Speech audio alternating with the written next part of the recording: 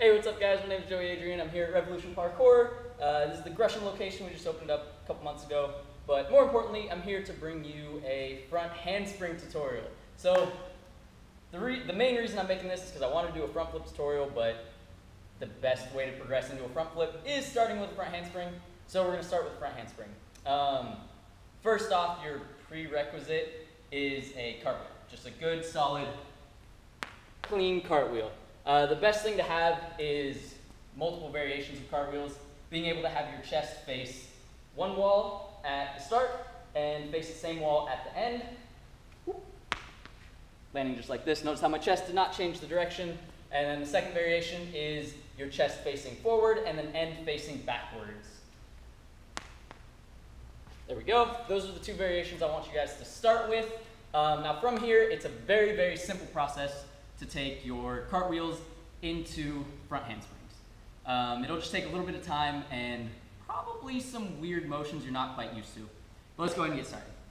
So out of your boy cartwheel, or chest facing forward, then facing backwards, you're just gonna go into your cartwheel and do your best to land on one foot. So as we go through, landing down on one foot. Now, the reason I want you to start with that is because it's a lot easier to do it with that version of cartwheel than the other version. But what we need for now is the girl cartwheel. Starting with chest facing here, coming over, and landing on one foot. That's a little bit harder, but it shouldn't be too big of a problem with just a little bit of practice. Now, once we're solid with that, what we're gonna do is land on that one foot, and instead of letting our other foot come down next to it, like we're used to, we're gonna pivot on that landing foot and land facing straight. So this is a weird variation where our chest starts facing the side wall, then ends facing forward. I'm gonna show you that really fast. Just a little pivot on your way up so that I'm facing forward at the very end.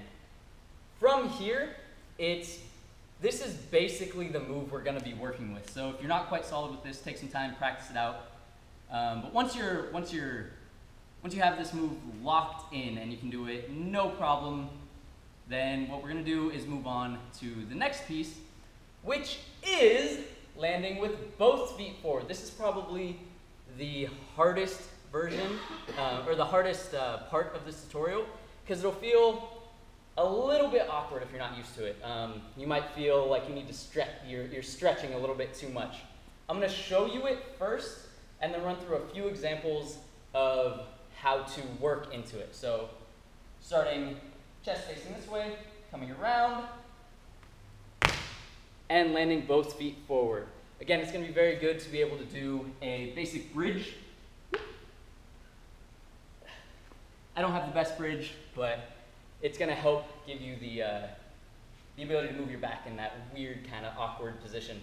But if you take this slowly from step one, landing on one foot and bringing it forward, it should be a pretty quick progression where you're just going slow, pivoting up to slightly quicker,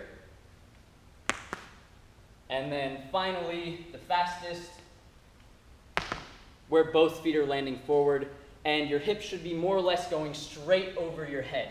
A great thing to watch out for in this, or a great thing to do in this, is to actually keep your eyes on the ground the whole time. Now that's where you're gonna end up arched over like this, trying to keep your eyes on the ground, but it'll help give a good idea of where the ground is at all times. So I'm gonna show you that hopefully a little bit closer, but I can't quite tell how close I am. So as we go over, just watch my head.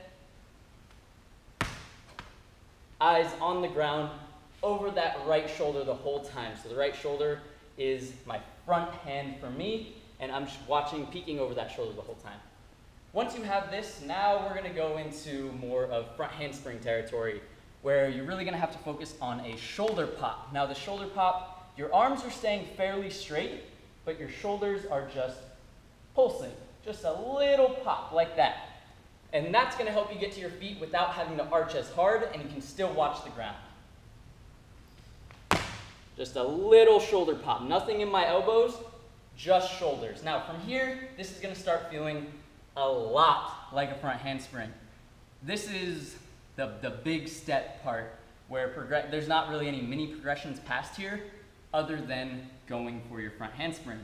And once you're at this point, once you're comfortable at this point, shouldn't be any big deal to go to this.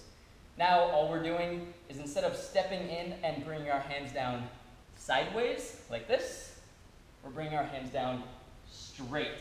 And instead of being able to watch over our shoulder, we have to just commit to it. It's a blind landing on this. But like I said, hands coming down straight, shoulder top, and then landing on our feet. I like to arch and land on one foot, but it's up to you. You can land on two. Just bring them together at the top. Now, let's talk about some big problems that go on in this move. One of which we're actually going to be using in our front flip tutorial. But for now, make sure that your head never bends forward. Because what this does is it rounds out your spine. And what's going to happen is you're going to go into a front flip-like tuck. And you will never be able to land straight up. You're always going to land low. So I'm going to try my best one and tuck my chin. Always landing low, no matter what you do, because your whole body follows suit and wants to go into that tuck.